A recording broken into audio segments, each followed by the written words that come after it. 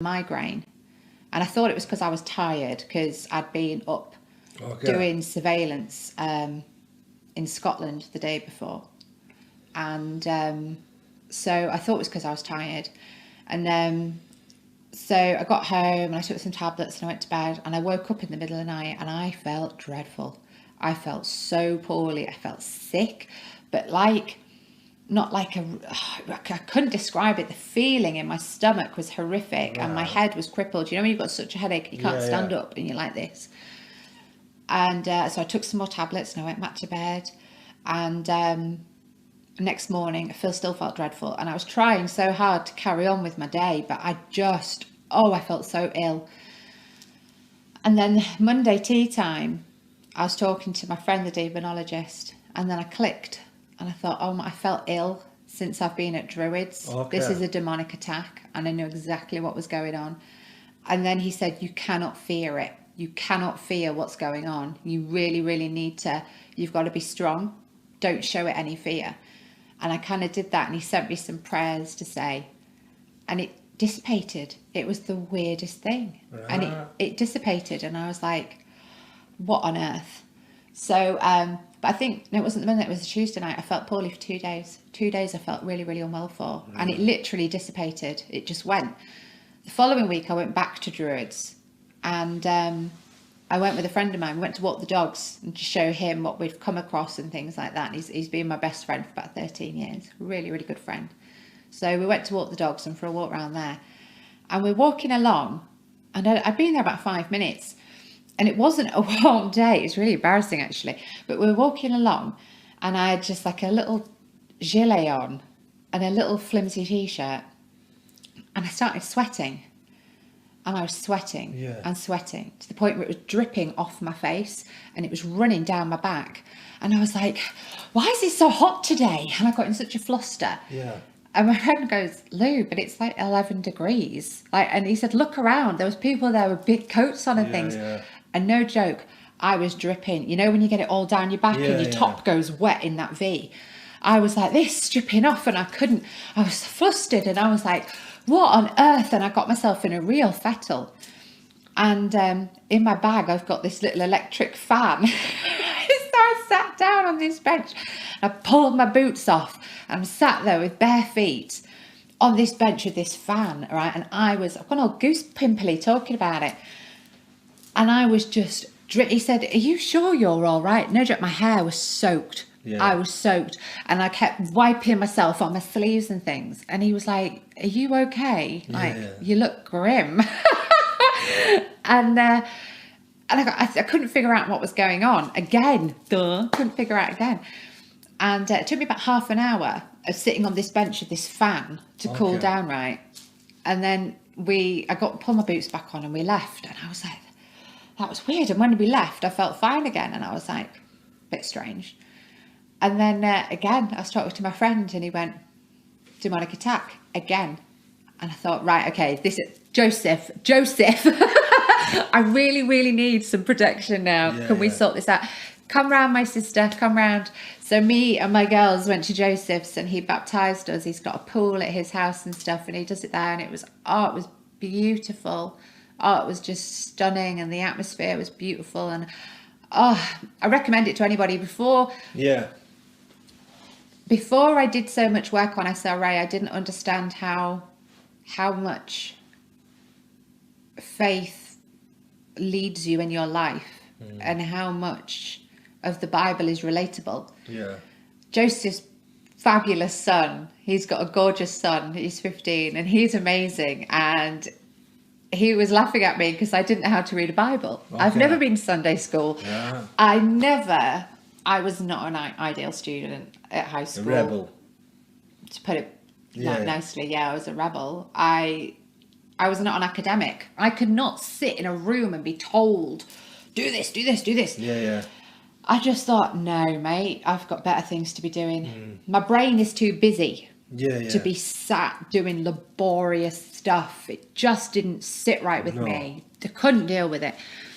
So I never learned how to read a Bible. So we were at Joseph's about to be baptized, and his son was like, seriously, you don't know how to? And because my friend had emailed me and said, read Revelations something something, and it was Wilfred actually that told me to do that. He emailed me and said, read this, and I didn't know how to look it up. I was like, I tried, but I don't know, I couldn't do it. And he was like, you don't know how to read a Bible. And before being baptized, I never realized how relatable the Bible is. That's the biggest thing for me, is now that I've started fellowship after being baptized really, really recently, and spending time with Joseph and Tim and other Christian friends, I've realized that the Bible, there's so much in it that relates to life today. Yeah. That's the crazy thing. The mark of the beast and all this kind of thing. It's either the vaccine or the chip. There's just so much, and you can relate it to what you're doing here and now. And Joseph is a font of knowledge. I spent a few hours with him the other day, and I would say a scenario to him, and he would go, right, Matthew 12:22, whatever, blah, blah, blah. And he'd pull it up and he'd go, right, read this to me, sister. And I'd read it to him. And then some of the words I don't quite understand. So he'd put it in layman's terms for me. Record it for you. Exactly. Yeah. So he told me to buy a study Bible. Okay. So I've done that because I had a Bible, and then he told me to buy a study Bible because then at the bottom that gives you so much more information. Okay. So I've done that because it, like you said, decodes. So I can sit at home and read that now. And the fellowship is just as important, if not more important, than the baptism itself. And it's like... when you're so I then went back to Druids as a test. Okay. After I'd been baptized, and I was there for about an hour and a half, 2 hours, and I was fine. Nothing happened to me, nothing. And I learned more. Because I was so aware that day, because I didn't feel sick, because I didn't have a headache, because I wasn't dripping in sweat. It then opened my eyes, and I could look at more of what was going on there, and I was like, hang on a minute. And I felt so much more about what had occurred there. It's really, really weird. I've got this like empathy when I go to places where things have happened. I can feel it. Feel vibes, right? I can really, really feel it. And I'd gone and I felt fine, and it was lovely. I had like this strength around me, and it's like Joseph was explaining to me. He said, when you have no faith, your house is empty. So your body is your home. So when you don't have anybody in your house is empty and you have no faith. When you accept God into your life, he's then living in your soul. So when a demon tries to invade you or... Like squatters. Cause you any harm, the house is full. Yeah. God is stood there blocking the door going, on your bike, mate. No room here. Try somewhere else. And it's like this coat of armour. And you feel so strong. It's like I was up in Scotland. I was up here. I went to Lennoxtown Castle Hospital. Did you see that one? I did. There was a loads of children's bodies found. I'm on the wrong one. You're at Quarriers there. Sorry. So there's another video I did the night before that, and I'd gone up to Lennoxtown Castle Hospital, and it's up in Lennoxtown near Glasgow, and it's this former hospital, right? So it was built as a maternity hospital, which is a bit bizarre in the first place because it's so up out of nowhere. And it literally looks like a castle. Okay. So they built this castle. Then it was a maternity. It built it for maternity. Then it was then turned into like a children's home, and then it's got some psychiatric links to it as well. And I think it could house at any time up to 1,500 children. Right. And the energy there was horrific. It was burnt down I don't know how, there was a big fire there in 2008. So there's like the ruins there. So I went. So it's not active, obviously it's not just a shell anymore. It is, You'll have to have a look at it. I wouldn't find mine. It's you can see there's a demonic spirit behind me in one of the videos. Really, yeah. There's a demonic spirit. It's a woman stood behind me in one of the videos. I'm stood filming, and she's literally over my shoulder, and she's moving around. It's a bit creepy. It's not a great video. The signal kept going, and I didn't think to start filming. So we turned up, and I was just going to have a rummage around. And then we started, me and a friend of mine, another pastor, so me, my mum, a friend, and the pastor had gone up there to Scotland. So we left my mum and my friend outside, and me and the pastor went in, climbed through the fence, it's open, started rummaging around.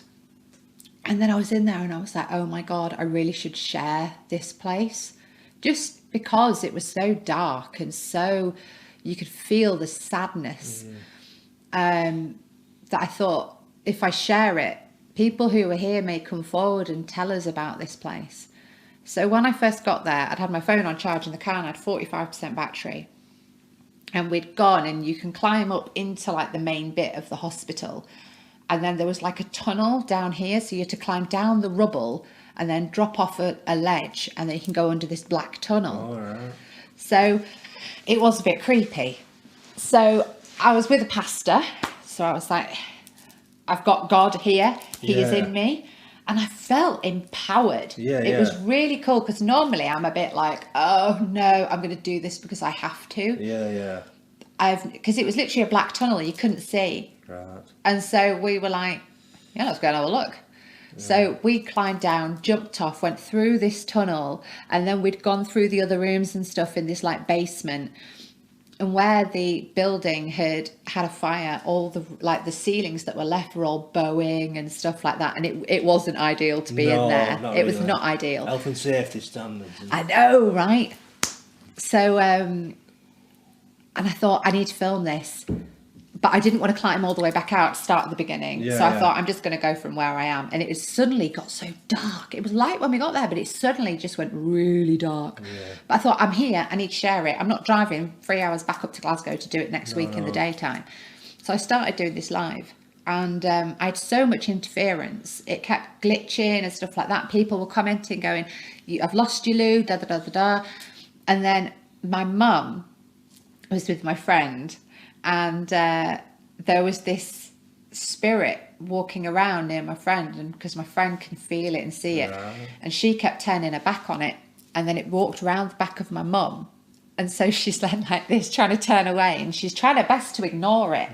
And then she said it walked round, and it was, she said it was like it was saying to me, come round here, come on, come on. And I thought, yeah, it wants to lead you off the edge of a bloody cliff. That's why it wants you to go around there. But she was ignoring it. So my mum was like, it's getting dark. My daughter is in that falling down haunted castle. What the hell is going on? So I'm doing a live feed going, hi guys, just thought I'd better share this with you. I forgotten to turn my phone on silent when all this was going on. My mum is ringing me. And I'm like, reject, right? And so my mum, I put that out there. It's not the best video. That was my mum panicking, constantly ringing There's me. nothing worse when you're in a live video and somebody's ringing you. I know. She didn't have to get a ticking off. She was like, I'm sorry, I didn't know. Take a hint, mother. So bless her. But she's so sweet. She's so cute. So, we had a rummage around this place. And, the feeling there was horrific. It was absolutely horrific. But you can feel it, I feel, through the video. You can feel how awful it is. And the stories I read up about it afterwards, and the information that people sent to us afterwards, it confirms everything that I saw and felt while we were there. So they've been taking children from there for abuse and ritual abuse and murder and all that carry on. Yeah, I don't know whether it was ritual abuse that's occurred there. I know it's horrific abuse. I know it's absolutely horrific. There is a few people going through court cases at the moment that have spoken out about the abuse that went on there. I think it closed in the early 2000s, so it was open till quite recently. And the abuse that went on. There was a lady that I spoke to who, a very, very interesting lady, and she told me that there were still shackles in the basement. That's what I was looking for. She said they're still there in the basement, so that's why I was climbing around looking, because I thought if I could find these, photograph them. Heartbreaking, absolutely heartbreaking. Shocking. You can't see, the thing is, like John says this a lot, and I completely agree, that when we say, oh my gosh, that's so scary, or oh my gosh, like someone's threatened me, oh my gosh, somebody's trolling me, because I get trolled, so does John. Into that, but yeah. And I think the feeling of that is nothing compared to a small child being shackled in a basement in the middle of nowhere. The fear that must go through these poor babies. Troll me all you like. Don't bloody care, because I'm going to carry on going, because what you make me feel is nothing compared to what that child has felt. From what I can gather with most of these trolls, I mean, there's pictures of John with bags of food and he's going and giving them out to people in need, and you're doing stuff, you're meeting victims and talking to them. Most of these trolls are just sat in their mum's back bedroom, you know what I mean? They are. And then they're all frauds and they're taking the money. Yeah. Or they're doing nothing. Yeah. Other than just... Do you think a lot of this trolling's organised? Because we put a video on with John, and bang, we had about 239 comments, didn't we, Colin, kind of thing. And the weird thing was, the dislikes kept going up and down. Now, as you know, you can't control dislikes on your video. And then they were saying, yeah, they're complete frauds because they're manipulating the dislikes and things like that. But it seemed completely organised, because it was as soon as the video went up, it was that bang. Is that what happens to you as well? We did tell you that would happen. Oh, it doesn't bother me. I'm a bit of a narcissist, you see, so it's narcissistic supply. Any attention's good attention. You know what I mean, kind of thing. But so it wouldn't bother us. That it's like water off a duck's back. But you know, and so do you get that the same as John? Yeah. That while these idiots, and there's one I won't mention. There's a fellow who dresses up like Lady Gaga's grandma. Oh God. Doesn't he make your toes curl and your skin crawl? But what are they doing? They're just... Exactly. What are they doing? All the effort and energy that they put into slagging us, go out and help the local people. Go out and help the vulnerable. Yeah. Go litter pick. Go feed the vulnerable. Go do something productive, because we know that we are getting off our backsides and we are doing something that no one else wants to do. And the reason no one else wants to do it is because it's bloody terrifying. It's dangerous as anything, and God knows what we are uncovering. It is petrifying. It's like when for example, up at Lennoxtown, God knows what I could have found in those places. I'm crawling around these terrifying, haunted places to reveal them and out them and encourage people to come forward. And I'm going to keep on doing that. I'm not going to stop. I'm going to keep on doing that. And I'm doing it to hopefully give people strength and say, look, I recognise the hurt and the pain that went on here. If you want to talk, babe, I'm here. And we're really, really lucky. We've got vetted therapists and counsellors and all sorts that offer their time to our survivors and victims that come forward, and they do that for free. And we're so lucky at the John Wedger Foundation that we've got so much support. We are so lucky that people are doing that. The trolls just have it that you just take all the money and you drive around in Lamborghinis and just shit like that. But it is a nice Lambo what you've got outside, actually. It is, isn't it? The latest model just off the lines, but I know I had to go for yellow because it's so subtle. Fair play to you, but like I said, what you're doing, you know.